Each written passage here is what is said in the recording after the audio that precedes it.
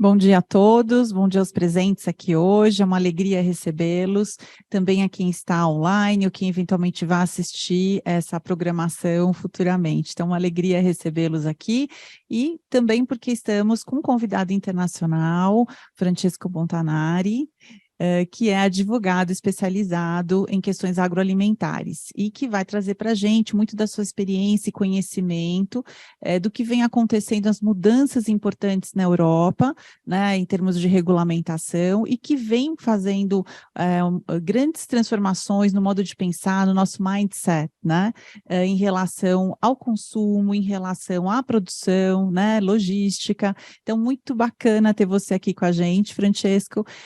Lembrando que esse é um seminário realizado pelo PENSA, que é o Programa de Estudos de Agronegócios, né, que originalmente nasceu lá de um programa de pesquisa da USP, com o professor Décio Zubenstein, professora Farina, Elizabeth Farina, né, e Samuel Giordano, e que aí hoje já trilha, né, caminhos muito interessantes ao longo de todos esses anos, realizando muitos estudos conectados à cadeia, e eu tive a oportunidade de ser formada aí por esse grupo, pelo professor Décio, no meu doutorado na USP, né? Então, uma alegria tê-los aqui, e vou então convidá-los para que vocês fiquem antenados para os próximos eventos que temos, os seminários, né? Para vocês possam ir acompanhando aí os debates que vão acontecer ao longo de 2023, tá bom? Então, eu já vou convidar aqui o Francesco, e depois nós vamos fazer uma roda aí de conversa, tá joia? Francesco, seja bem-vindo. Passo aqui a palavra para você. Muito bom dia a todos, é um grande prazer estar aqui convosco e poder trazer a nossa experiência do mercado europeu no que diz respeito à sustentabilidade. Queria, portanto, agradecer em primeiro lugar a FIA Business School e o PENSA por este convite. E também agradecer à Verakis, na pessoa da Juliana Gracini dos Santos, por ter facilitado este contato e a organização do evento. Eu queria, de fato, nesta conversa que vamos ter hoje, partilhar convosco aquelas que são as grandes linhas da ação da União Europeia na área da sustentabilidade, porque, como veremos hoje, há agora já algo aconteceu, já muito foi feito, mas ainda muitas ações e muitas iniciativas que devem acontecer. Portanto, estamos a falar de um horizonte daqui a 2030, 2040 e 2050. Há, portanto, grandes ambições, de facto, para a União Europeia se tornar um líder na área da sustentabilidade, como já foi a nível internacional para a área da segurança dos alimentos. Como a Luciana disse bem, eu sou de facto um advogado especializado em direito agroalimentar. Esta é uma área, digamos assim, de estudo de atuação que é relativamente nova no mercado europeu. Eu atuo nesta área já há 20 anos e, infelizmente, quando tirei o meu curso de Direito, não tive a possibilidade de estudar esta matéria. Portanto, foi, assim, de facto, a minha experiência profissional que me ajudou a formar-me neste setor. Mas hoje acho que cada vez mais é necessário ter profissionais com uma experiência e com, de facto, um currículo já ao nível universitário nesta área e para apoiar, de facto, as empresas. Relativamente à sustentabilidade, para além de ser advogado, dirijo um estudo, o escritório ibérico de uma consultora internacional, Arcadia International, e neste contexto nós realizamos também estudos para empresas, mas sobretudo para entidades, e os nossos maiores clientes são a Comissão Europeia e o Parlamento Europeu. E em 2022 ajudamos a Comissão Europeia a realizar uma consulta pública a nível internacional sobre uma proposta, sobre uma iniciativa que é o Sustainable Food System. Esta iniciativa é, portanto, uma iniciativa que visa a criar uma transformação dos nossos sistemas alimentares de produção e distribuição e de consumo radical, realmente a torná-los mais sustentáveis e estamos à espera, o objetivo é de ter um novo quadro legislativo nesta área no final de 2023. Esta consulta foi realmente um exercício interessante para ouvir todas as partes interessadas dos stakeholders e para perceber quais são as preocupações relacionadas com a sustentabilidade na União Europeia.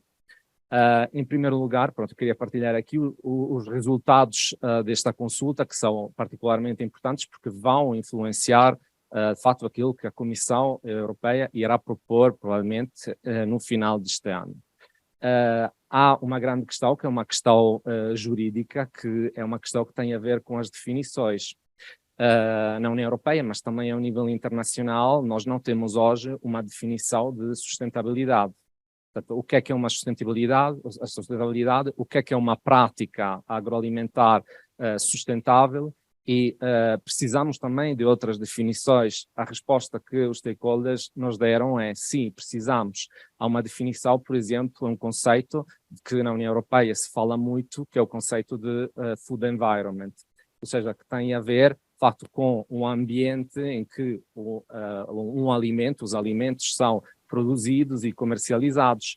E isso tem a ver muito com a publicidade e a apresentação dos alimentos, mas tem também a ver com medidas políticas e também regulamentares que têm a ver, por exemplo, com a imposição fiscal que visa determinados alimentos. Este é um conceito, de facto, que, pelo que eu sei, no caso dos países europeus, não se encontra definidos, mas claramente há já legislação nos vários países membros relacionados com alimentos que têm perfis nutricionais relativamente pouco saudáveis.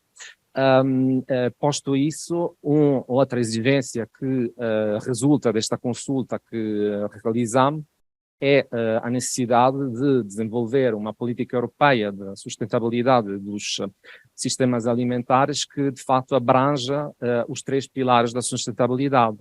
O que é que isso quer dizer? O pilar, obviamente, o pilastre ambiental, o pilastre social, e nomeadamente aquilo da saúde pública, e, por último, o pilastre, digamos, económico. Este, para nós, na União Europeia, é uma transição que é sem precedentes. O nosso quadro legislativo na área alimentar tem 20 anos e foi criado em consequência, como resultado de alguns escândalos, de alguns incidentes alimentares que tivemos no final dos anos 90, pronto, muito lembrar-se do caso da vaca locas, mas pronto, também tivemos problemas com a gestão das dioxinas e construímos de facto um quadro legislativo que hoje é um quadro de referência para a segurança dos alimentos internacionalmente. Eu sei que pronto, esta semana já encontrei vários outros representantes aqui do setor no Brasil e percebi também que pronto, as associações brasileiras e as empresas brasileiras olham muito para aquilo que a União Europeia está a fazer nesta área como referência e como exemplo.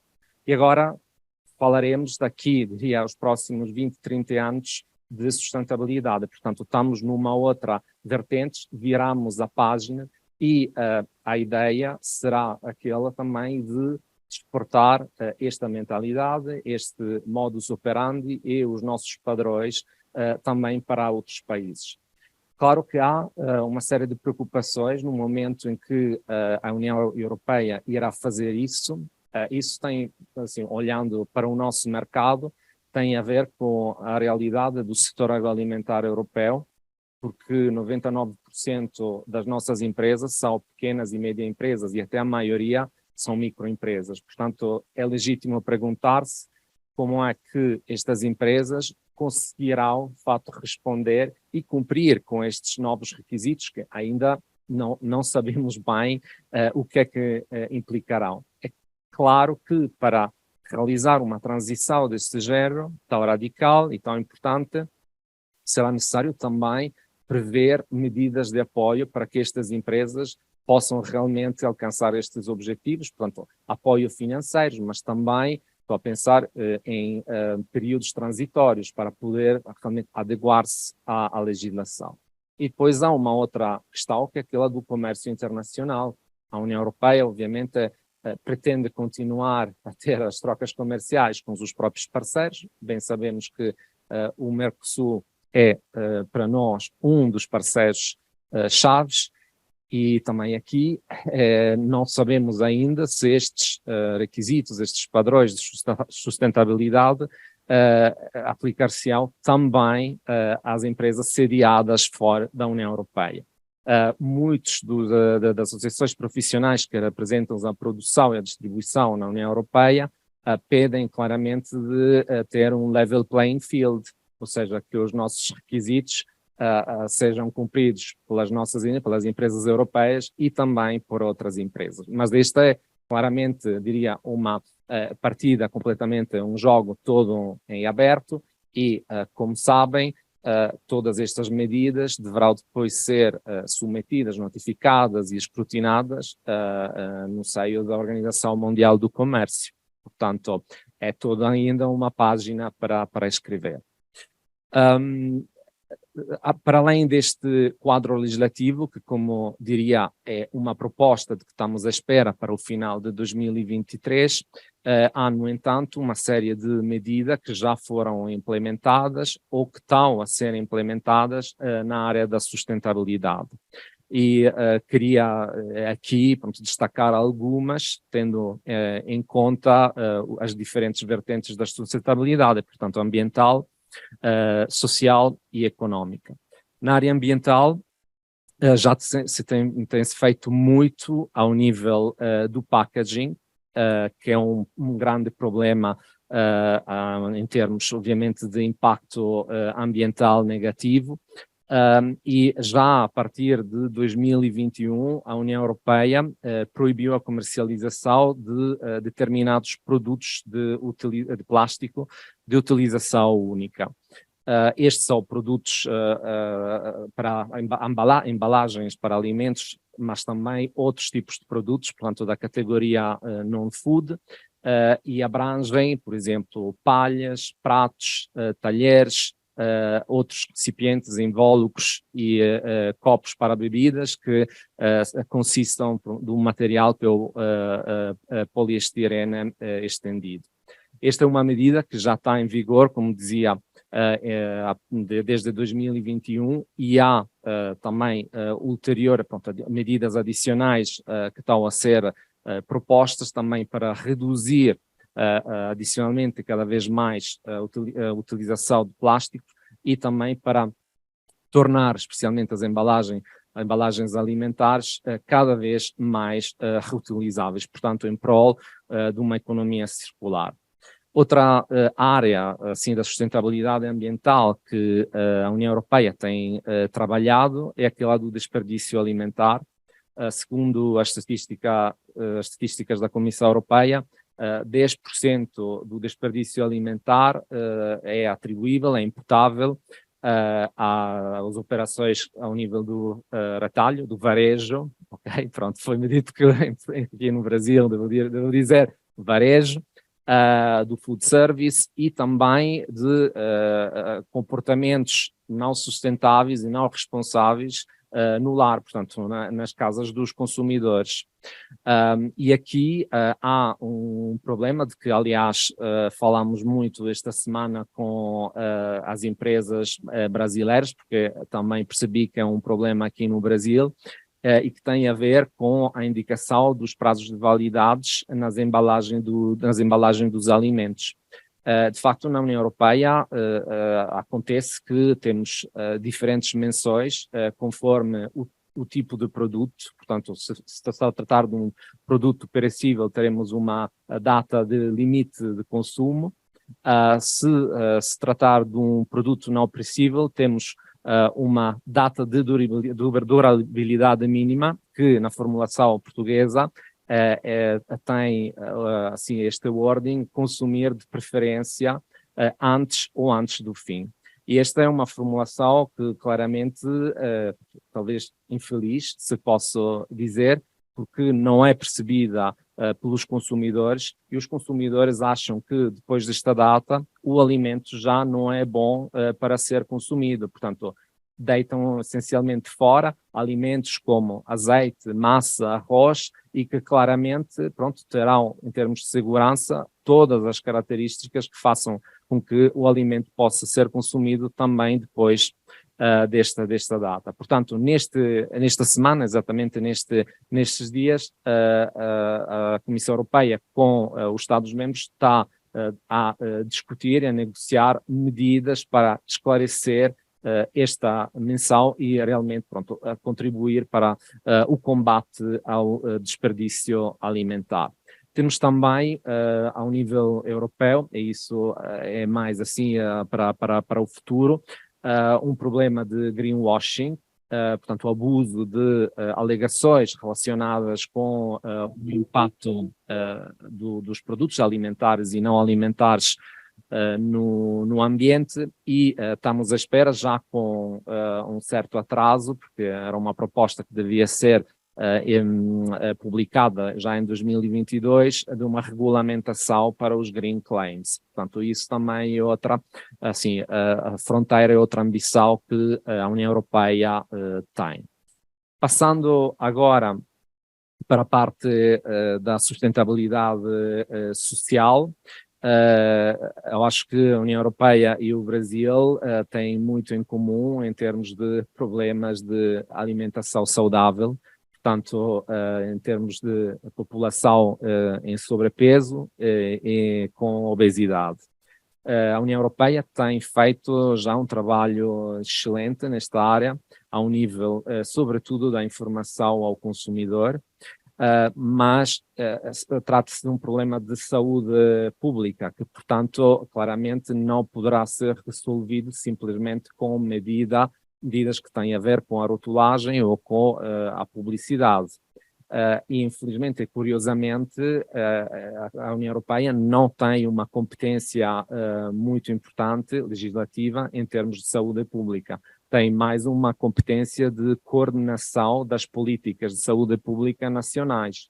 Portanto, são, na realidade, os Estados-membros que estabelecerão depois programas de alimentação saudável, como, aliás, Portugal já fez há 10 anos e acaba de publicar agora uma outra estratégia ambiciosa para o mercado português. Mas, como dizia, já algumas medidas foram implementadas nos últimos anos. Por exemplo, temos uma medida ao nível europeu que limita o teor dos ácidos gordos trans nos produtos processados e pré-embalados, e acho que isso também é um problema aqui no Brasil. Temos também uma grande problemática de fragmentação do mercado interno, que tem a ver com a comunicação simplificada da informação nutricional.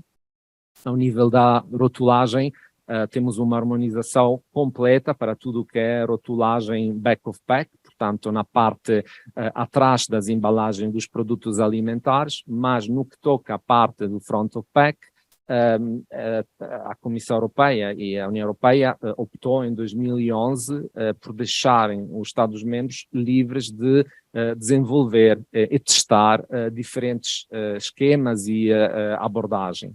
Isso, ao longo de vários anos e de 10 anos de implementação desta legislação, resultou numa plétora de esquemas e sistemas completamente diferentes. Portanto, como alguns poderão conhecer, temos agora um esquema que foi já adotado ou recomendado por vários países, inclusive a França, a Espanha, a Bélgica e o Luxemburgo, que é o Nutri-Score, portanto um esquema que atribui um valor assim, positivo ou negativo, digamos assim, utilizando cores ao alimento, considerando o seu perfil nutricional, mas temos ao lado outros tipos de sistemas, o sistema do semáforo, que identifica nutrientes específicos, portanto, permite também a uma pessoa, imaginem que tem um problema assim, cardiovascular e que, portanto, deve estar atento ao consumo de sal, de realmente perceber se o teor de sal, conteúdo é contido num determinado alimento é assim, bom, aconselhável ou menos. E há outros países que preferem uma abordagem mais neutra, e este, por exemplo, é o caso da Itália. A Itália está a propor, exatamente como contraproposta ao Nutri-Score e a todos estes assim, esquemas que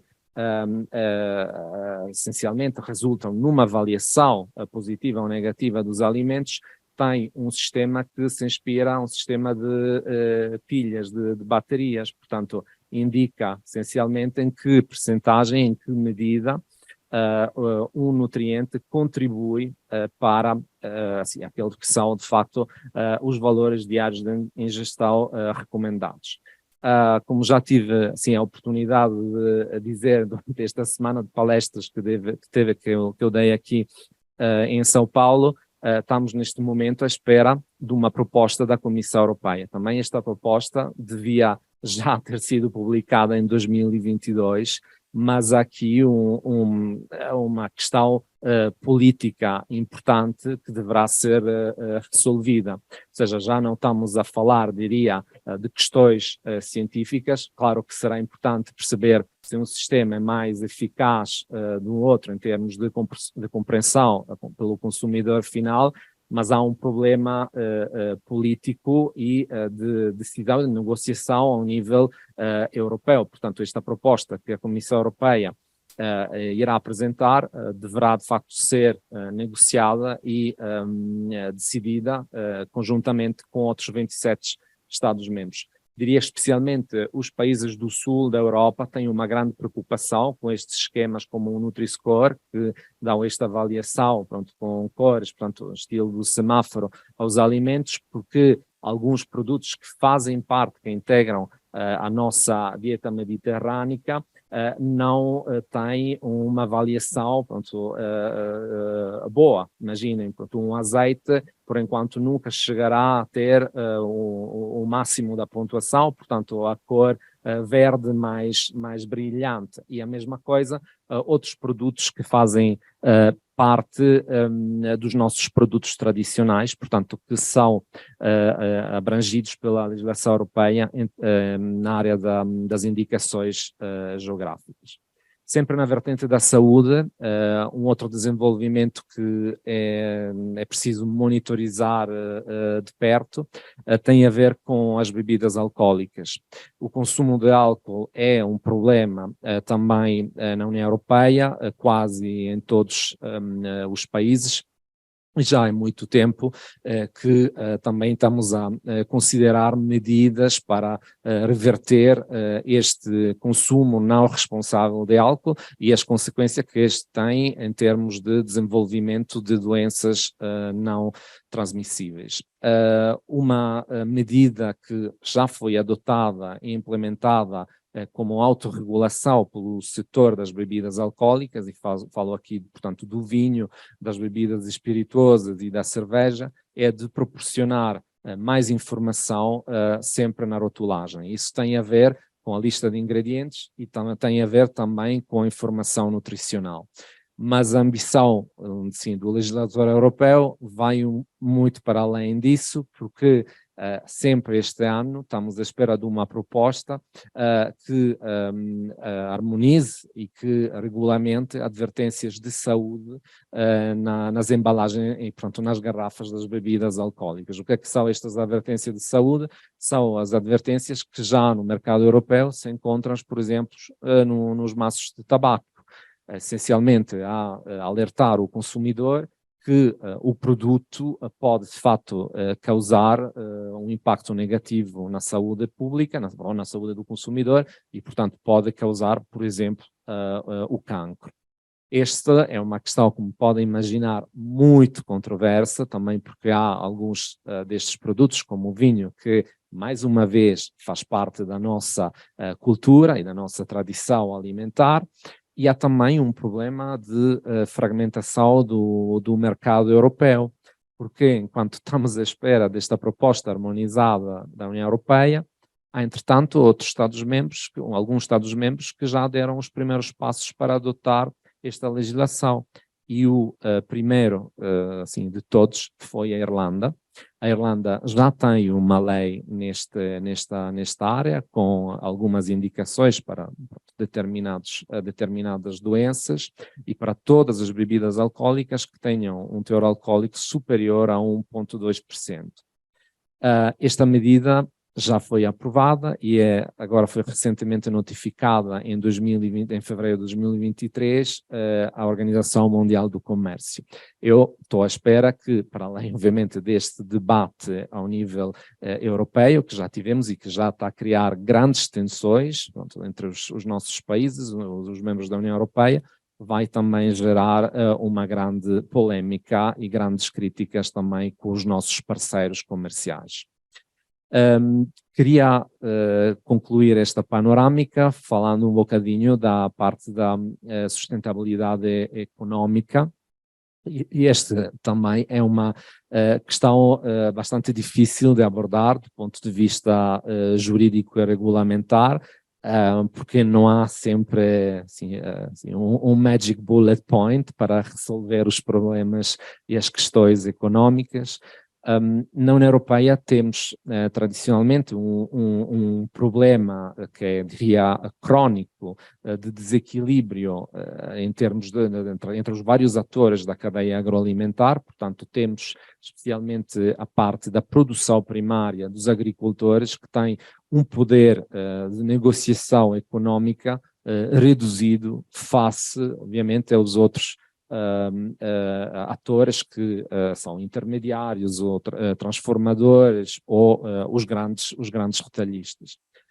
Ao longo assim, destes últimos anos, a União Europeia tem tentado de assim, reforçar o poder negocial dos agricultores, especialmente promovendo a criação de organizações de produtores, portanto, juntar mesmo as forças dos vários agricultores, e isso não é só assim, com a perspectiva de facultar, proporcionar um apoio financeiro, mas também de facilitar acesso a determinados tipos de financiamento e reconhecimentos previstos pelas políticas públicas. Temos agora, neste momento, um outro grande problema, que é o problema dos preços dos bens alimentares, dos produtos alimentares, e nomeadamente daqueles básicos. Apesar de termos assim sinais positivos em termos de inflação para a generalidade dos produtos assim de grande consumo, na União Europeia, em muitos países da União Europeia, ainda hoje temos uma subida de preços daquele que, pronto, são os produtos alimentares que formam o cabaz assim, tradicional e médio do consumidor. No caso de Portugal, por exemplo, esta é uma situação que está a ser muito falada agora nos mídias, porque estamos a falar de uma subida de preços na casa de 30%, comparando com o mesmo período do ano passado. A resposta aqui, infelizmente, não pode ser uma resposta europeia, é muitas vezes uma resposta dos governos nacionais. Por exemplo, em Portugal, agora as entidades fiscalizadoras comprometeram-se a realizar ações de fiscalização mais musculadas para realmente perceber quais são as causas, a origem desta subida de preços e, portanto, investigar realmente todas as dinâmicas de preço. Ainda hoje, realmente, eu não sou um economista, sou um jurista, mas já, pronto, me deparei com esta questão da formação de preço várias vezes e ainda também, pronto, não percebi quais são exatamente estas dinâmicas, quais são realmente os fatores que incidem nesta vertente. Portanto, em Espanha, é outro exemplo que queria trazer aqui para a audiência.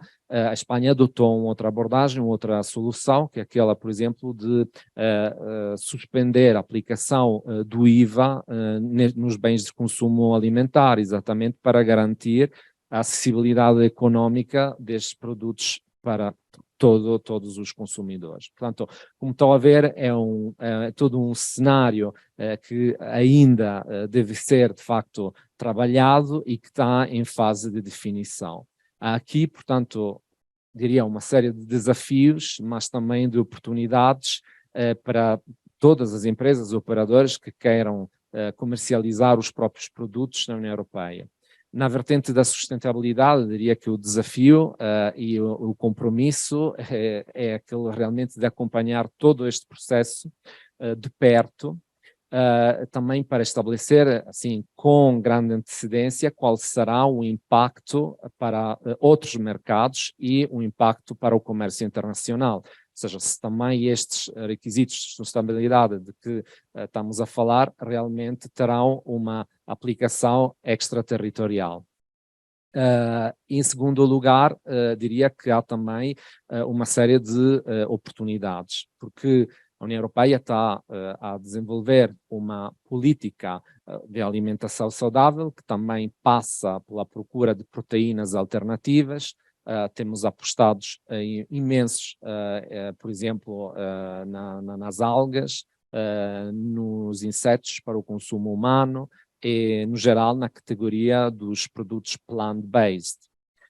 Isso tem a ver também com políticas de aprovisionamento de produtos, e os plant-based, diria de modo geral, são considerados produtos mais saudáveis, comparando com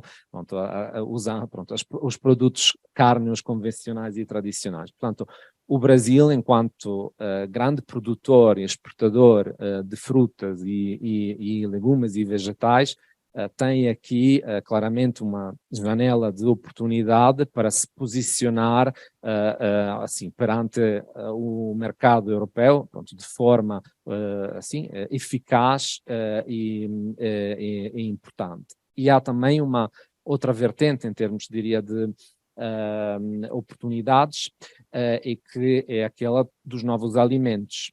Nós, na União Europeia, temos uma legislação assim, bastante rigorosa no que diz respeito à inovação, mas temos também regras para alimentos tradicionais oriundos de países terceiros. O Brasil já teve um primeiro alimento tradicional reconhecido e aprovado pela União Europeia, que é a polpa de cacau, este para utilização, pronto, enquanto tal ou como outros ingredientes.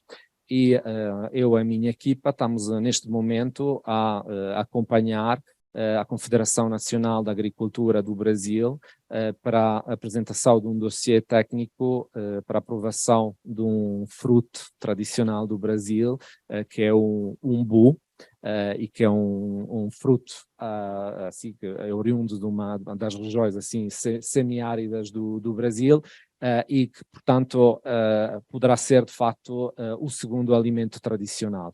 E falando com as empresas, pronto, com que eu me reuni esta semana, claramente percebi que há aqui muitos produtos do vosso bioma que são só consumidos no Brasil, mas que têm um grande potencial em termos de propriedades saudáveis, em termos também económico, e que realmente podem perfeitamente posicionar-se, enquadrar-se num contexto de um regime alimentar saudável. Isso era aquilo que eu queria partilhar convosco hoje, e, portanto, estou aqui depois, pronto, para debater com a Luciana e o Diego. Obrigado. Muito obrigada, Francesco. Eu vou aproveitar, então, a oportunidade para convidar o professor Diego. Deixa eu até sentar aqui para vocês poderem me ver também. Diego é professor, consultor, né, e tem trabalhado bastante ao longo desses últimos anos com relações internacionais. Então, Diego, é um prazer recebê-lo para esse bate-papo. E eu queria aqui, antes de passar a palavra e as questões, né, para o Diego e também para o público, aliás, quem está em casa fica super à vontade para mandar suas questões, né? Bom, Francesco, fiquei assim, é muito interessante, né, todas as informações que você traz. A gente, imagina, É você tentar em 20 minutos colocar uma transformação que é um marco, né, para nós, para a sociedade como um todo. Então, eu acho que todos nós da cadeia agroalimentar, incluindo os consumidores, estão sendo postos a um desafio, né? Como é que a gente olha para essa comida e dela retira questões tão importantes como a questão da sobrevivência desse produtor no campo, né? A manutenção das florestas, o pagamento justo, e aí por diante, né? Desde logística, uso de plástico, packaging que você trouxe, que é muito importante, né? E uma das falas que você trouxe, eu acho tão importante para a gente parar para pensar nela, que é essa questão do conceito, né? Então, ele permeia tudo, quer dizer, você precisa ter muito claro o que é essa sustentabilidade que se busca, né? E aí me ocorre muito a questão dos critérios, que critérios serão utilizados para fazer essa mensuração correta, né? E aí, pegando esse gancho, nas últimas semanas tem se falado muito sobre a questão do Green Deal, dessa nova regulamentação, como é que ela vai impactar, por exemplo, uma cadeia de carne, né? Então, hoje, por exemplo, a União Europeia é um grande consumidor dos nossos produtos, representa 16% da nossa balança, né, de exportação. E se fala muito nessas questões de como isso de fato vai acontecer na prática, né? Quando você fala em queremos reduzir, né, a devastação, né, o desmatamento, como isso na prática acontece, né? Então, é interessante, né, a própria BIEC e outros organismos têm se colocado que, dado a nossa lei, né, no Brasil, né, nosso Código Florestal, agora o CAR, né, você hoje tem condições de fazer esse mapeamento, né? Mas sempre fica uma dúvida, vou deixar essa pergunta aí para você dar uma pensada, porque a gente sempre fica pensando, uma vez que vai ficar para o importador fazer essa identificação, né? Se você já tem alguma informação de como isso está sendo discutido lá na Europa, né? Que eu acho que essa é uma grande apreensão, quem vai fazer e como vai fazer, né? Para que quem está aqui na cadeia pudesse se preparar da melhor forma possível, como reunir essas informações, né? Como que está pronto após a efetiva colocação dessa legislação. Então, queria te agradecer, né? E passar a palavra aí para o Diego, mas fica aí essa questão no ar, e quem que puder adicionar, né, a gente abre a palavra depois. Obrigada. Bom, primeiro quero agradecer demais ao convite do Pensa, mandar um abraço também ao professor Cláudio Pinheiro, agradecer demais a Luciana, parabenizar muito o Francesco por essa fala extraordinária do panorama do direito agroalimentar na União Europeia, também aqui agradecer a presença dos que estão presencial e você que nos assiste, nos prestigia de maneira online. Eu vou fazer uma pequena fala, comentário para puxar o debate, inclusive que a Luciana colocou com o Francesco, que eu concordo muito e me alinho muito quando o Francesco diz que nós temos que... Eu vou pegar uma fala, Francesco, que é mais ou menos a interpretação que eu tenho. Nós precisamos repensar algumas coisas e vem a questão dos conceitos. Então, duas marcações importantes. Uma no âmbito global e outra eu vou colocar aqui de interregional, aqui União Europeia, Mercosul, que nós somos chatos, como disse o Francisco, e eu concordo. Que a primeira questão global é o seguinte: inevitavelmente nós passamos por uma grande reflexão dos alimentos e bebidas de uma maneira geral. E esse debate ele é indissociável hoje de sustentabilidade, como o Francesco colocou, mas também da segurança alimentar. Ou seja, como nós vamos nos relacionar com a produção de alimentos no mundo por uma questão de segurança alimentar, isso dentro, inevitavelmente, das reflexões sobre sustentabilidade. Sustentabilidade aqui de maneira mais abrangente, não apenas ambiental, mas econômica e social. Esse é um debate que não tem como fugir. Esse é um debate que o mundo passa. E em âmbito interregional, você tem uma camada de complexidade. E aqui que eu chamo a atenção. Observando muito o que o Francesco coloca, Francesco, você já mostra a própria complexidade dentro da União Europeia. Alguns países já avançaram, outros não, alguns temas ainda passando por um debate normativo. Isso se dá, então, no âmbito nacional, no âmbito regional. Quando eu trago isso para uma realidade interregional, no nosso caso aqui, Mercosul, eu tenho também as questões nacionais e as questões dos países em acordo. E como a gente vai se relacionar? E para chegar no comentário da Luciana e já fazer uma pergunta para o Francesco, eu acho que quando a gente pensa agora esse tema no interregional, não tem como não destacar o acordo de associação Mercosul-União Europeia. E esse acordo ele é muito interessante, porque ele é um acordo que já vai para 20 e poucos anos, né? Começou em 99. Eu lembro que foi no meu início de carreira, Francesco, nas primeiras trocas de ofertas entre 2000 e 2004, eu participei de algumas trocas de oferta pelo setor industrial. Então é algo praticamente, esse acordo, ele praticamente segue a minha carreira profissional, desde o início até agora. E ele traz algumas questões interessantes, porque ele é um acordo que a gente chama de nova geração de acordos. Ele tem o pilar comercial, mas tem o pilar político, tem o pilar de cooperação, e no comercial ele não é tradicional de bens. Ele também tem uma série de capítulos que debatem muito alimentos. Então, se a gente for lá no acordo, e obviamente ele está, entre aspas, concluído, mas tem todo aí um legal scrubbing que vai passar ainda, muito debate, nós temos lá diálogos. O capítulo de diálogos ele é super interessante, porque ele é do agroalimentar. É um diálogo que é estabelecido entre as regiões sobre bem-estar animal, sobre biotecnologia, resistência antimicrobiana. Tem um monte de tema lá muito relevante que a gente precisa alinhar. Nas barreiras técnicas, principalmente são aquelas barreiras não tarifárias, que impactam, inclusive, as fitossanitárias, as sanitárias e as técnicas, nós já temos aquele entendimento de que vai se respeitar, num primeiro momento, as dinâmicas de certificações das regiões, que nem a União Europeia trabalha com autocertificação, aqui no Mercosul a gente trabalha com certificador independente, mas onde eu quero chegar? Quando a gente olha para esse cenário, existe uma complexidade, um desafio muito grande que volta para a questão dos conceitos. Como nós vamos alinhar essas questões? Quais serão essas portas de entrada para alinhar essas questões? Quais são os entendimentos comuns que nós vamos adotar sobre sustentabilidade, sobre segurança alimentar e como isso vai impactar economicamente as regiões? Eu digo isso porque quando a gente fala de oportunidades, eu vejo inevitavelmente a porta da sustentabilidade como um campo extraordinário para Mercosul e União Europeia. Só que isso passa pelo que o Francesco está falando. Como nós vamos fazer essa conversão, o que a gente chama, né, de um mass balance system, um sistema balanceado de regras, para a gente também não punir economicamente determinadas cadeias ou atores dessa cadeia. Vou dar um exemplo. A União Europeia, né, você pode até, que você está no campo de direito, pode alimentar melhor do que eu, ela está defendendo a questão de produtos livres de desmatamento. Essa ideia é um tema polêmico. Quando nós chegamos ao Brasil, até pegando o que a Luciana colocou, o Brasil hoje trabalha com uma legislação muito específica. A gente consegue caracterizar juridicamente nosso ordenamento, desmatamento legal e ilegal. E aí entra o CAR.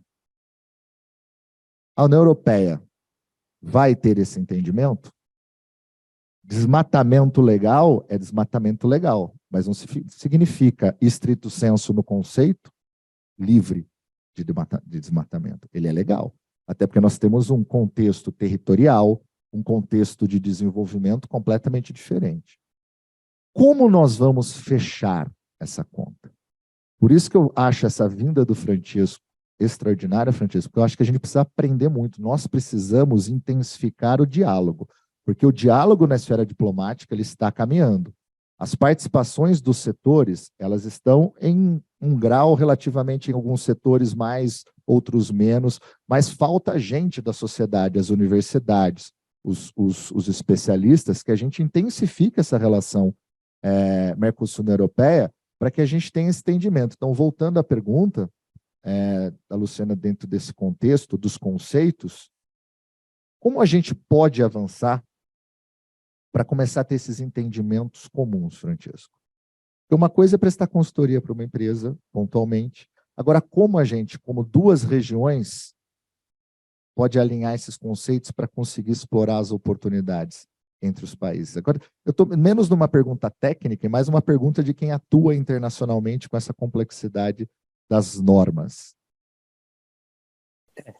Boas perguntas e muito desafiadoras para para eu responder, eu sou, obviamente, pronto, eu tenho uma formação académica, mas sou também bastante prático e já enfim, negociei, quando eu trabalhava na Comissão Europeia, testes legislativos com Estados-membros e com países terceiros. Portanto, eu acho que aqui, em termos de conceitos gerais, os conceitos gerais não vão resultar em nada. Vão ser só obstáculos, porque the devil is in the detail. E nós estamos a falar de um setor, que é o setor agroalimentar, que tem especificidades diferentes conforme os produtos que estamos a considerar, ou seja, o que é que a sustentabilidade do vinho não é a sustentabilidade das carnes. Portanto, é necessário realmente adaptar estes conceitos gerais aos diferentes setores de produção e assim, muito provavelmente, as diferentes geografias, porque imagino o que é que será sustentável, pronto, do ponto de vista do Mercosul, não será sustentável para o norte da América. Portanto, isso é um exercício, acho, muito, muito complicado, que vai levar muito tempo e que, infelizmente, também traz um risco de fragmentação. Ou seja, nós podemos ter um diálogo muito bom com o Brasil, ok? É um entendimento, e com o Brasil e com o Mercosul, um entendimento, mas com outros países poderemos ter outras soluções ad hoc. E este será sempre, terá um reflexo negativo sempre no comércio internacional. E voltando à pergunta da Luciana, que estava a perguntar exatamente o que é que os operadores têm de esperar em termos de sustentabilidade. Esta é a mesma pergunta que os operadores da União Europeia estão a colocar. Ou seja, nesta consulta que nós fizemos, essencialmente temos, obviamente, conceitos gerais, princípios gerais, e aqui há desculpa que não sou bom aluno. Estamos a falar também de princípios gerais. Nós já temos alguns princípios gerais na União Europeia, como, por exemplo, o princípio de precaução, okay, que adotamos, obviamente, para assim, a proteger os nossos consumidores, em caso a ciência não dá as respostas que pretendemos. Mas, por exemplo, no caso da sustentabilidade, falámos muito o ano passado de introduzir um princípio geral da sustentabilidade que é do no harm. Pronto. Para um jurista, isso, pronto, são 3 T's de doutoramento. Okay? Do no harm, o que é que significa? Do no harm at all, ou temos limites e temos threshold para determinar isso. Isso é um trabalho, assim, titânico, que, francamente, acho que se pode fazer só a nível de requisitos específicos que são pensados e adaptados para os diferentes produtos, que é um bocadinho aquele que muitos sistemas de certificações fazem. Portanto, são, de facto, soluções ad hoc. E depois, no contexto desta iniciativa sobre os sistemas alimentares saudáveis, temos 2 medidas concretas que foram consideradas e foram comentadas pelos stakeholders, e são os requisitos da sustentabilidade, ou seja, estamos basicamente a pensar de ter, como já temos requisitos de segurança dos alimentos, a ter um sistema com requisitos de sustentabilidade e uma obrigação geral para os operadores também de verificar que estes requisitos sejam cumpridos. Okay? Portanto, uma espécie de due diligence que estamos a falar. Mas, quando nós consultamos os operadores, claramente se diz, mas de que requisito estamos a falar? E nós não temos a resposta, nós éramos todos os consultores a fazer a consulta em nome da Comissão Europeia. Portanto, ainda acho que é tudo para escrever. Portanto, o conselho que eu dou, que eu daria tanto assim, às associações profissionais, operadores na União Europeia, como aqueles que estão baseados fora da União Europeia, é realmente de utilizar todos os canais de comunicação para chegar a um nível europeu. Portanto, o Brasil tem, obviamente, uma representação em Bruxelas, tem organizações profissionais que trabalham lá, e, portanto, é realmente assim, destacar estas preocupações desde o início. Outra área que talvez seja mais simples, porque já temos um quadro legislativo e temos também a experiência ao nível do setor privado, é a rotulagem de sustentabilidade. Okay? Ainda nós consultamos os operadores e as perguntas mas então, dentro da sustentabilidade, estamos a falar também do bem-estar animal, para que vamos propor legislação, estamos a falar de rotulagem nutricional, para que haja legislação, então vamos ter um rótulo que dá um valor, sim, positivo ou negativo, global ao produto, tendo considerado tudo isso. Oxalá fosse possível. Eu acho que isto também é um exercício muito difícil, mas já há no mercado europeu esquemas de rotulagem privados propostos por alguns retalhistas, muito semelhantes ao Nutri-Score, okay? Portanto, com pronto, o verde encarnado em amarelo, e este será provavelmente pronto, uma das abordagens que será estudadas e consideradas para o futuro. Pronto, ok, desculpe. Aproveitar aqui e fazer um comentário. Interessante porque quando, até alguns anos atrás, né, a gente viu também um movimento do FDA americano, e acho que você falou a palavra perfeita, que é due diligence, mas passando essa obrigação para os importadores, quer dizer, de fato, toda essa discussão, ainda que filosófica, né, ou legislativa, né, ou de cooperação, ela vai recair sobre um agente econômico, né, e é dele que nós estamos mais preocupados, quer dizer, como é que esse agente, de fato, vai se antecipar ou vai se preparar, né? E na esteira disso me lembro muito, né? E que eu acho que é um sucesso quando você fala do Códex, né? Alimentar, porque no fundo você tem uma medida muito simples, né? Dos limites máximos de resíduo para cada alimento e que é praticamente utilizado. Será que a gente consegue chegar em alguma coisa assim, Francesca? Porque, não sei, essa é a minha visão, né? Queria ouvir você disso. E uma das coisas que eu sempre gosto de observar é que muito da evolução que a gente teve na nossa cadeia, né? Quer dizer, para além de todo o esforço e que tivemos, né, ao longo, com órgãos importantíssimos como a Embrapa, para a evolução da nossa agricultura, né? E da evolução também tecnológica chegando lá no prato do consumidor, você tem uma régua que foi posta para um país que se tornou um país exportador, né, de alimentos. Então, essa régua, ela acabou nos trazendo muita pressão para melhorar. Né? Então, assim, você tem que atingir esses limites, você tem que são barreiras não tarifárias, mas que de fato foram importantes, né, para a modernização, para a adaptação, né, para um processo de estar em conformidade, né? Então, eu vejo que vai ser mais ou menos sempre a puxada, né? Você tem uma pressão externa para que esses operadores, esses agentes econômicos se organizem. Será que a gente consegue chegar em alguma coisa próxima que a gente teve aí com o Códex? Luciano, obrigado por esta pergunta, acho que é realmente pertinente. Eu também acho que a experiência do Códex é muito interessante e que poderia ser repetida. O Códex, obviamente, como já a Luciana referiu, é uma instituição, organização internacional que facilita o comércio através de padrões, diria, de segurança e, em alguns casos, de qualidade alimentar. Não deixa de haver casos em que, porque são obviamente recomendações, ok? São não só padrões vinculativos, não há muitos casos com que nós assim, trabalhamos em que depois os países, nas próprias jurisdições, adotam soluções diferentes daquelas que foram negociadas no Código, ou seja, não acho que é uma solução assim perfeita, porque há sempre depois soluções que devem ser feitas medidas para os vários mercados, mas claramente é uma organização que facilitou o comércio internacional dos alimentos.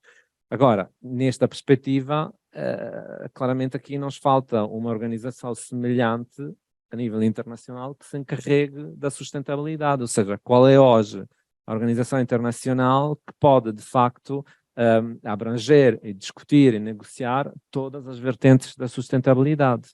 Nós temos muitas organizações internacionais que são envolvidas nestes temas, ou seja, as próprias Nações Unidas, não é? Com os vários objetivos de desenvolvimento, pronto, um nível mais político, Codex, a FAO tem uma definição de sustentabilidade que acho academicamente muito interessante, muito completa, mas que depois não me diz nada sobre o que é a sustentabilidade para mim enquanto operador agente económico, ok? Portanto, temos que realmente desenvolver estes requisitos. Portanto, aqui falta talvez um fórum em que os vários países possam debater todas as vertentes e tentar de encontrar uma visão e um conceito comum.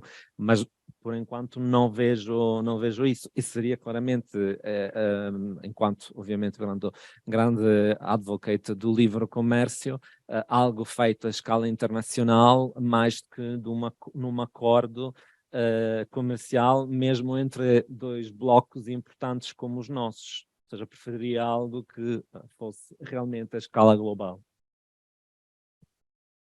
Não sei se tem a pergunta do plenário, mas só aproveitando que o Francesco colocou, eu acho que esse é um caminho. Eu acho que não exista ainda, mas precisa pavimentá-lo e deixá-lo mais robusto, que é a necessidade de uma governança global, mas muito puxada pelos privados também. Por que puxada pelos privados? Porque, embora nós tenhamos, obviamente, fricções entre os interesses dos privados, os privados são aqueles que constituem e conformam as cadeias globais de valor.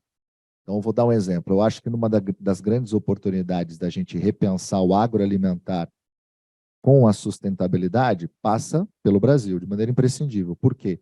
Se a gente observar a tecnologia brasileira de manejo de solo, a gente é extremamente competente e eficiente em utilizar menos fertilizante do que outros países. E isso já impacta fortemente emissão de gases. Então, quando a gente pega uma cadeia longa do agro, você vai ver lá que a maior dificuldade de descarbonizá-la é o quê? É na logística, é no transporte, mas na produção lá no agricultor, o Brasil é extremamente competente. O que eu quero dizer com isso? Nós já temos alguma participação relevante em início de cadeia, que poderia realocar mais ainda a conformação dessas cadeias em âmbito global. Agora, como é que isso impacta os outros países? Então, tem que passar, inevitavelmente, por uma governança, e eu concordo com o Francesco, de debater. Às vezes, os conceitos são importantes de todos os outros organismos, mas qual aquele que vai dar uma aderência mais prática a gente avançar? Eu digo isso, Francesco, pelo seguinte: olhando o cronograma de desgravação, só para dar um exemplo muito de negócios, de business, o Francesco é mais o jurista, eu sou mais da área de negócio, então puxa aqui para negócio. Para o Brasil, Francesco, de maneira imediata, se a gente pegar o cronograma de desgravação tarifária do acordo Mercosul-União Europeia, pegar as duas primeiras cestas, a cesta 1 é imediata, a cesta 2 já até 4 anos. A gente estima que o Brasil, no setor de alimentos, ele já consegue aí ter praticamente 20 posições tarifárias em que ele vai adquirir uma competitividade muito grande para ganhar mercado lá. Em carnes, em vegetais, frutas, tem mais ou menos aí 20 posições de sistema harmonizado. Isso é de imediato. Então, os setores brasileiros já estão olhando assim, opa, só que se isso acontece e chega lá, começam as restrições, principalmente de ordem não tarifárias, com esses misunderstanding de entendimentos, essa oportunidade vai embora. Então, é um debate que a gente tem que antecipar muito e passa por uma governança. E por isso que a visita do Francesco é fundamental. Você precisa vir aqui mais vezes, precisamos de outros que se especializem em direito. A gente precisa conversar mais para começar a construir consensos, que esses consensos virem, pelo menos no âmbito de governança, alguns indicadores, algumas convergências regulatórias, ou às vezes, por que não, padrões privados que podem ser incorporados aos acordos para que a gente consiga caminhar. Porque senão a fricção, e essa fricção ela é ruim pelo seguinte, ela não apenas prejudica o comércio, Francesco, mas também os resultados que queremos de sustentabilidade não serão atingidos. Afinal de contas, não vamos conseguir alocar de maneira mais eficiente. Queria só completar assim toda esta panorâmica que demos. Eu acho que também a nível da sustentabilidade, eu falo da União Europeia, nos falta ainda algum conhecimento científico em termos de dados e do impacto das cadeias agroalimentares no ambiente e no social, ou seja, começam a ser estudadas, começam a ser medidas, mas cada vez que leio, pronto, literatura académica, percebo que talvez não abranja realmente todos os elos da cadeia e, portanto, todos estes estudos são necessários, obviamente, para depois tomar uma decisão daquilo que é viável propor em termos jurídicos e impor a um agente econômico. E claro que, ainda mais uma vez, uma cadeia de produção de um vinho, comparando com aquela do leite, não sempre são comparáveis. E há uma série de contradições que pronto, agora se apresentam novamente ao legislador europeu, ou seja, estamos a falar de sustentabilidade, estamos a falar também de food security, ou seja, de tentar alimentar todas as populações. Como bem sabes, nós temos uma política assim, muito rígida no que diz respeito a organismos geneticamente modificados, ou seja, é preciso passar por um crivo de uma autorização que demora muitos anos. Já tivemos muitas empresas das biotecnologias que antes optaram por abandonar o mercado europeu porque era impossível fazer negócio. Então, é preciso também encontrar um equilíbrio e para garantir a sustentabilidade entre aquilo que é a segurança dos alimentos, a inovação e a food security. Outro exemplo que é mais atual, então estamos agora nesta narrativa, nesta moda, permita-me a expressão dos plant-based food, okay? Análogos a carnes, que até são ótimos, eu gosto e sou um grande consumidor, mas, por exemplo, do ponto de vista da nutrição, se forem ver a lista de ingredientes destes produtos, muitas vezes é basicamente assim, um abstract de um artigo científico. Ou seja, quando assim, a ONG e assim, a parte assim, mais médica está obviamente a pedir ingredientes produtos mais naturais, com listas de ingredientes reduzidas, e estes plant-based, na realidade, se apresentam, pronto, como, por exemplo, produtos que têm muitos aditivos para garantir realmente a qualidade do produto. Portanto, assim, eu acho que, para mim, sendo um jurista, não há, assim, decisões e soluções a preto e branco, infelizmente. Que há demasiados interesses, às vezes, pronto, que são em conflitos. A questão é encontrar um compromisso que seja realmente viável para todos, para o interesse das nossas economias e dos nossos consumidores. Portanto, a saúde pública claramente enquadra-se aí. Bom, queria deixar à vontade nosso público, se tiver perguntas. Sim, a Vanessa falou que não tem perguntas por hora, e a gente está praticamente chegando para o final aí na conclusão, né, do nosso evento. Agradeço bastante. Tem alguma questão? Você tem? Ótimo. Então eu preciso passar para você aqui, só um minutinho. Você se apresenta?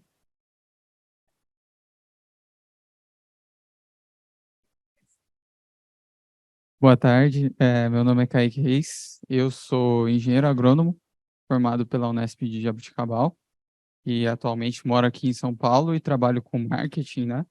E uma dúvida, assim, que eu tenho é referente à comunicação, muito o que o Diego falou, né, dos pontos de comunicação sobre sustentabilidade, e uma coisa que eu vejo que o nosso país, não só o nosso país, mas a América Latina, assim, a gente é muito falho em comunicar o que a gente está fazendo. Então, surgiu os resultados da pesquisa da McKinsey em fevereiro, que falam que os produtores rurais, né, do Brasil são os mais sustentáveis. Então, em relação a manejo, práticas, a gente aí é pioneiro em sustentabilidade. E essa pesquisa entrevistou produtores rurais de todo o mundo. E a gente só foi ter a notificação disso agora, em março, né? A gente teve a divulgação disso agora em março. Então, eu acho que, assim, um ponto sobre a minha visão sobre sustentabilidade Acho que a gente tem um conceito ainda muito falho, muito precário sobre o que é sustentabilidade para as grandes populações, né? E quais são, a minha dúvida aqui, quais são os próximos passos para a gente melhorar isso? Para chegar lá nas fronteiras e todo mundo ter certeza do que está acontecendo no início da jornada aqui da sustentabilidade no nosso país.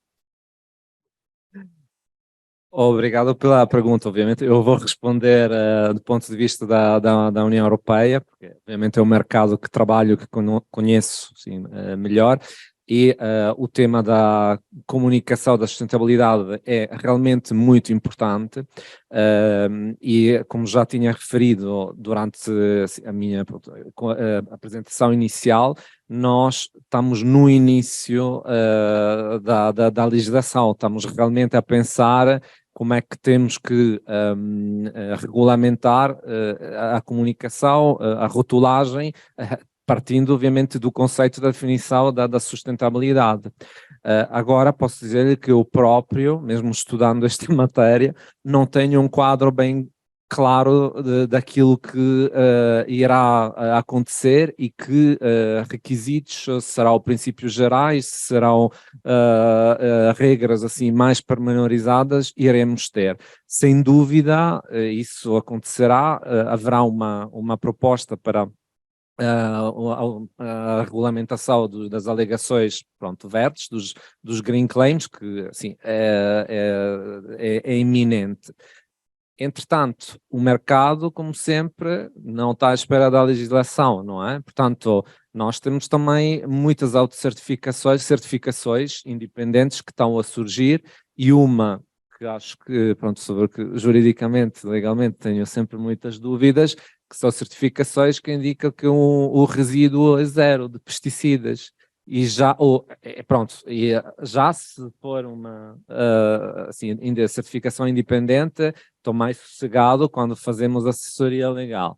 Agora, se for uma auto-alegação, já estou preocupadíssimo, porque digo, então, mas testaram todos os pesticidas deste assim, método de análise? Ah, não. Então, pronto, tomam ou não tomam um risco.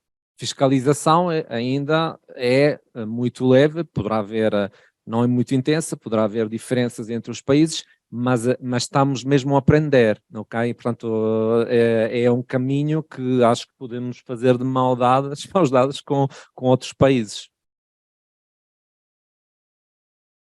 Complementando, então, aí temos mais duas perguntas aqui. Eu vou rapidamente em dois níveis. O primeiro, eu acho que o Brasil tem que, de fato, avançar muito em como se posiciona internacionalmente no agro. Isso é fundamental. Nós, sim, somos uma potência. Nós, sim, temos aqui ilhas de excelência, o exemplo do manejo de solo. Não apenas a gente usa, em comparação a outros países, um nível muito menor de fertilizante, mas como a gente faz o manejo, a gente consegue gerar, por exemplo, soja, milho e depois pecuária. Isso é uma coisa extraordinária de uma perspectiva de sustentabilidade, de produtividade, de eficiência econômica. A gente precisa conseguir internacionalmente se posicionar. Acho que tem muita lição de casa para fazer no âmbito da diplomacia de Estado e no âmbito da diplomacia corporativa. E aí eu vou jogar no âmbito dos setores privados. Um exemplo muito rápido e simples. O setor privado brasileiro também, que tem a cadeia bem verticalizada, a cadeia global de valor do agroalimentar, ela tem uma parte muito verticalizada nacionalmente no Brasil. Os setores têm que entender que as certificações, as normas, elas fazem sentido. Elas são legítimas. Obviamente, quando elas são discricionárias, com viés protecionista, temos sim que fazer defesa dos interesses. Como a União Europeia faz defesa de interesse, nós temos que fazer. E temos agências como a Apex Brasil, que está em Bruxelas, que faz isso pelo Brasil. Só que o setor tem que entender que algumas certificações fazem sentido. Eu vou dar um exemplo muito, se me permite, 2 minutos. Uma das oportunidades mais interessantes da minha carreira foi palestrar nas Olimpíadas no Rio de Janeiro, para estrangeiros sobre o Brasil. Nós estávamos numa mesa falando da competitividade brasileira do setor agroalimentar, junto com 2 empresas exportadoras. Então, só tínhamos estrangeiros lá, Francisco, compradores de produtos brasileiros. Eu estava com um professor e 2 empresas. Eles falaram, mostraram tal. Aí uma pessoa levantou a mão, comprador estrangeiro da América Central. Por favor, fazer uma pergunta. Eu estava de mediador. Falei, bom, é pergunta para as empresas. Não, não, é para você, professor. Para mim? Falei, diga. O senhor falou que o Brasil é uma potência, o Brasil é competitivo no setor de alimentos. Legal. Mas quando é que os empresários aí vão querer de fato vender para a gente? Eu falei, mas por quê? Uai, porque tem empresário que não quer adaptar a rotulagem. Tem empresário que fala, não, tem que fazer o seu label aí conforme a legislação, tem que colocar nutrição assim, assada, e não como eu faço no Brasil. Ah, isso dá trabalho, eu não vou adaptar rótulo. Não entra. Então também precisa de um entendimento do setor privado de que faz o sentido isso. Agora, o que a gente precisa, eu corroboro o Francesco, a gente precisa ter uma governança, um entendimento mínimo para caminharmos com convergência, para também não ficar discricionário demais e protecionista. Então, assim, só puxando uma orelha um pouquinho aqui do setor privado também. Bom, complementando, né, com outras palavras o que os dois falaram e que... já vou. E que vocês falaram, vai no caminho a apresentação. Eu trabalho muito com essa parte de comunicar entre a cadeia, comunicar entre si, né? Então, eu sou diretora da Veraquis. Veraquis trabalha com a mediação das ciências dos alimentos, da alimentação e a informação. E eu acho que tem só essa questão que vocês falaram, né? De outra maneira, a comunicação não só de um Brasil para fora, mas de um Brasil dentro mesmo e dentro da cadeia alimentar. Existe lá na ponta muita gente que forma opinião e que não sabe o que é um campo, não sabe que tem um campo de soja com palhagem de azevém, que troca gado e que acha que realmente agroquímico é veneno e que, né, estamos matando, e temos muitas frases de slogan, então o agro mata e etc. Então, acho que essa comunicação não é só lá para fora, mas aqui dentro também o setor se comunicar e se falar, e não só, só na parte privada, mas principalmente a parte técnico-científica que não se fala. Tá bom? Obrigada. Bom dia, professor.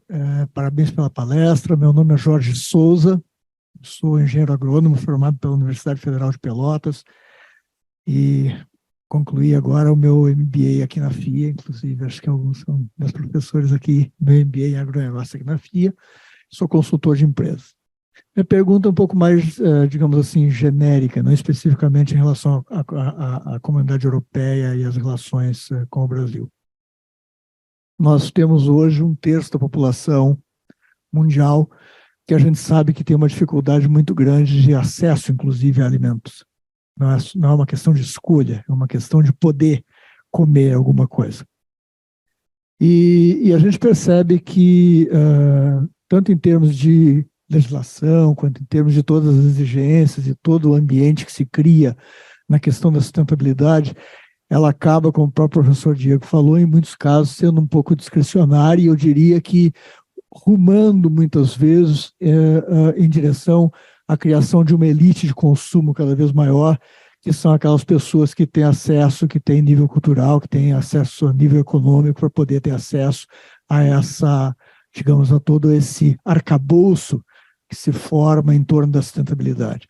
Minha pergunta vem nesse sentido: como conciliar a questão de a gente avançar na questão da sustentabilidade, de toda essa demanda, com essa parcela da população que é essencial, acredito eu, para o desenvolvimento da humanidade e que hoje está cada vez mais sendo excluída do mercado de consumo e de ter um mínimo de dignidade em relação à questão alimentar. É uma pergunta dificílima de responder, muito obrigado. Na verdade, este é um problema também que nós encaramos na União Europeia, ou seja, temos de fato assim, uma boa parte da população que está abaixo do limite da pobreza e, portanto, que não tem acesso à alimentação saudável. A alimentação saudável. Portanto, no caso da União Europeia, infelizmente, esta é uma responsabilidade dos governos. não há uma política europeia de acesso aos alimentos, porque a União Europeia não tem uma competência direta. Portanto, cabe, de fato, aos diferentes Estados-membros de desenvolver políticas que são visadas para este efeito. E este, geralmente, em alguns países, é feito através de apoios familiares. Nós, em Portugal, passamos por várias crises, não é a primeira que conhecemos, e nos últimos anos tivemos apoios do governo, muitas famílias, exatamente para ter acesso. Agora, eu percebo que são soluções temporárias, e na realidade não acho que são soluções, não vão solucionar o problema, que é uma almofada e nem sequer resultará. Aquilo que digo é uma resposta mais política do que jurídica, admito. O que é que nos falta nos nossos sistemas políticos atuais para dar uma resposta a este problema?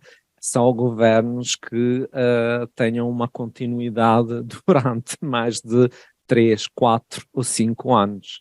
Nós temos, obviamente, o nosso sistema político-democrático com alterações ao nível do governo e cada vez novos programas, e ficamos ainda sempre na mesma situação. São anos que debatemos este problema. Portanto, eu não tenho uma solução, infelizmente, para este problema, e temos, acho, ainda muito que aprender. Também, para nós, a pandemia foi algo que assim, nos despertou, porque muitos países da União Europeia, e inclusive a própria União Europeia, não tinham uma política de abastecimento, de assegurar abastecimento de alimentos em termos, em suficientes quantidades. Portanto, é só a partir de 2020 que começamos a debater este tema. E pronto, era isso essencialmente. Perfeito, agradecer aí as perguntas e comentários. Claro, lógico.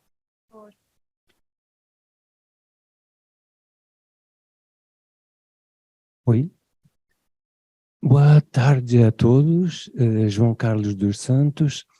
Eu trabalho para a Veraquis, mas eu queria fazer uma intervenção como cidadão europeu, e tentar dar a visão de um simples cidadão europeu e sobre o nosso tema comum, que eu percebi ser a sustentabilidade. E eu me apercebi que há muitas maneiras de ver essa coisa, segundo se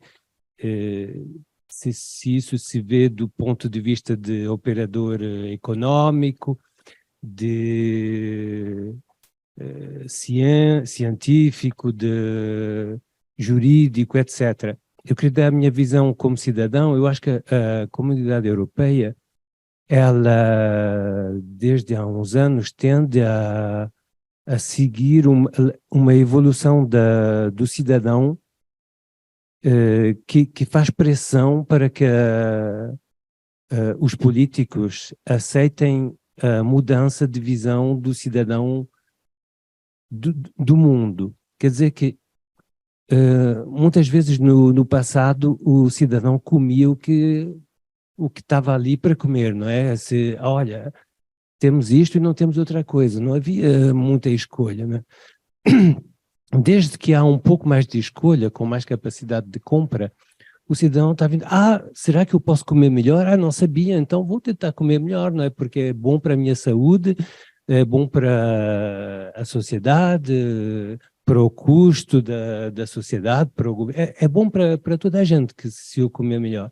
Então, isso faz pressão sobre a política europeia, e essa sustentabilidade vem também dessa maneira de ver o mundo de outra maneira mais saudável para o cidadão indivíduo. Depois, eu acho que é bom para todo mundo que a sustentabilidade seja baseada no que é comum a toda a gente é a terra.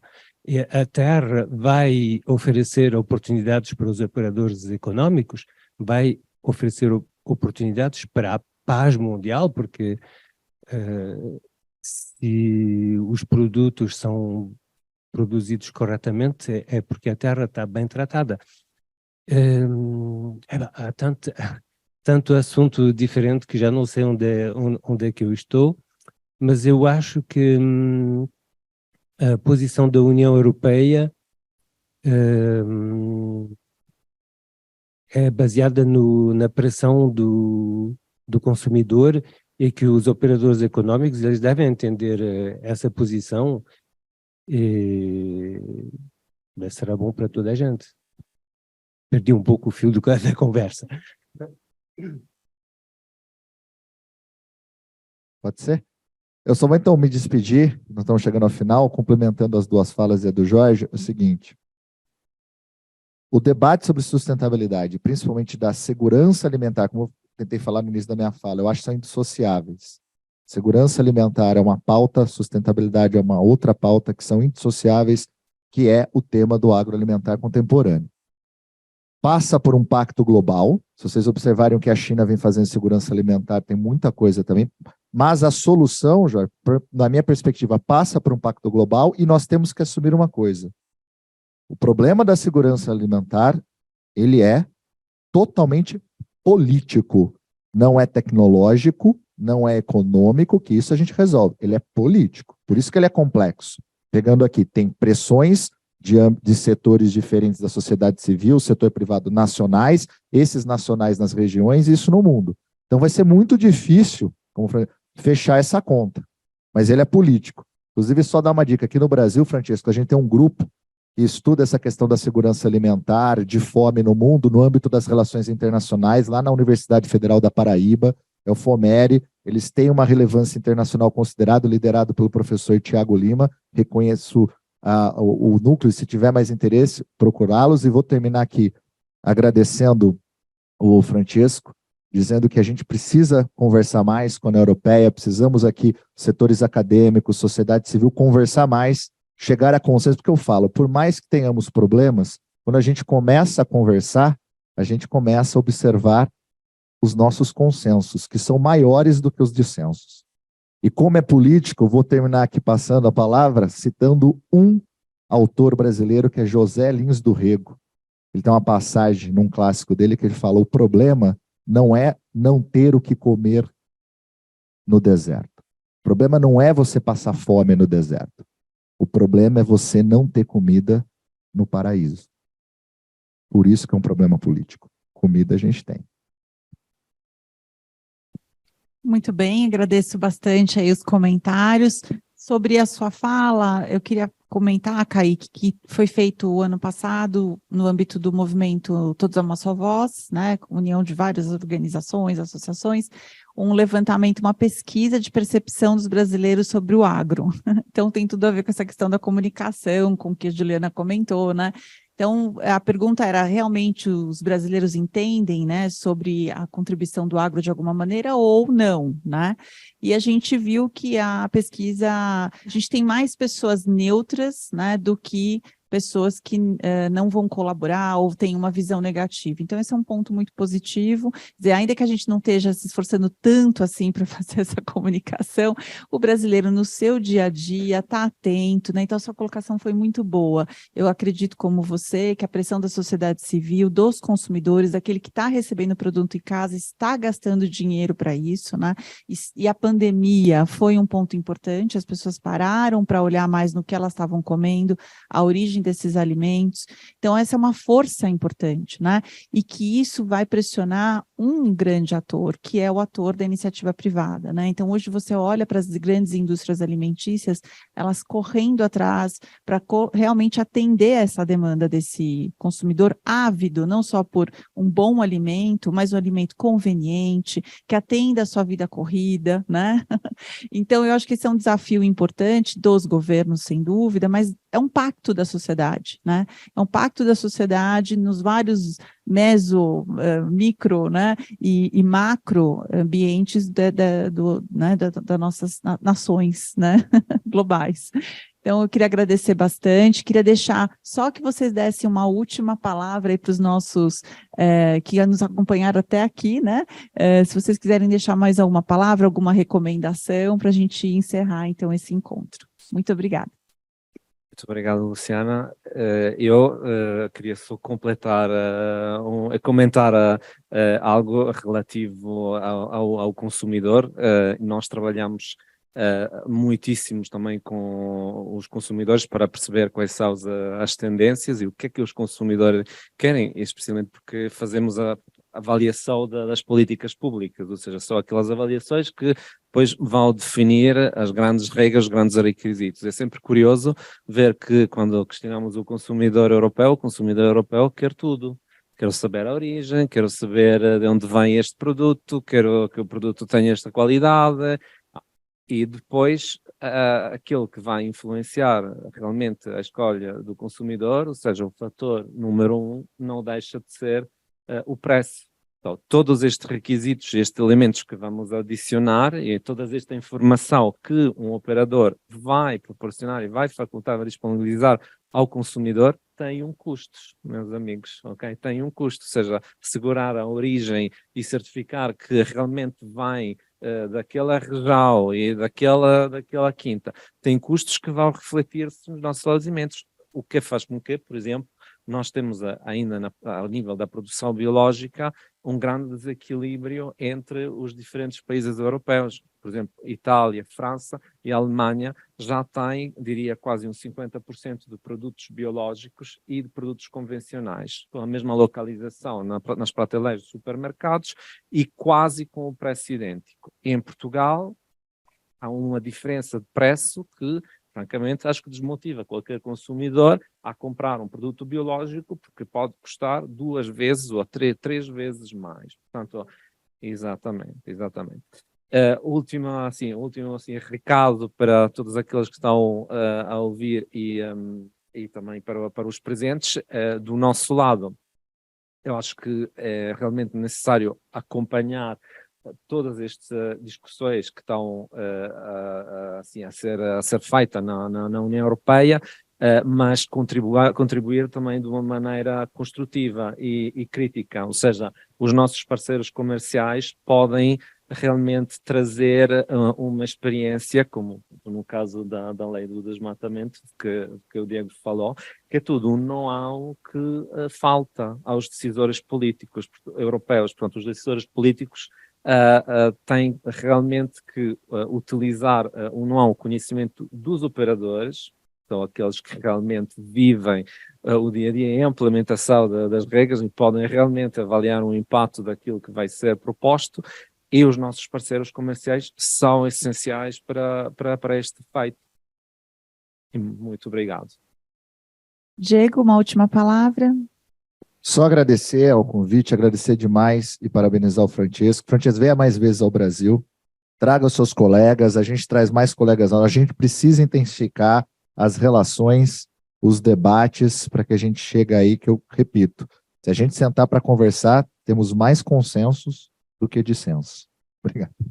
Pessoal, então, um fechamento aqui desse encontro delicioso, que foi uma conversa muito boa e a gente aprendeu muito, né? Agradecer muito a Juliana aí com a Vera Kiss, que permitiu com que a gente tivesse a presença do Francesco.